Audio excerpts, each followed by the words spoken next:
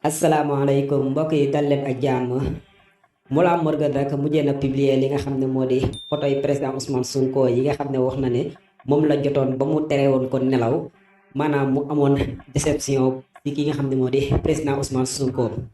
ngeen gis ci image yi nii ñu leen di woon yéen yéen ay jugé seen bopp ndax lii benn jëmm la wala du benn jëmm. ñun nag sunu yaakaar mooy ki nga xam ne moo di Mollah Morgun ak xel mi nga xam ne am na ko macha allah moom si boppam lii nii ne bu ñu waxantee dëgg rek warul mën a tax maanaam moom mu ne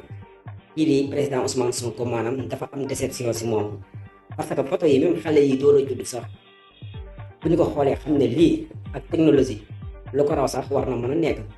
kon Mollah Morgun li nit ñi di wax est ce que nekkul moo nekk dëgg est ce que jaaruñ ci suuf ba tax muy def lu ni mel mais doy na waar ak lu si mën na am daal ñun dinañ leen ko toppal ba mu sës.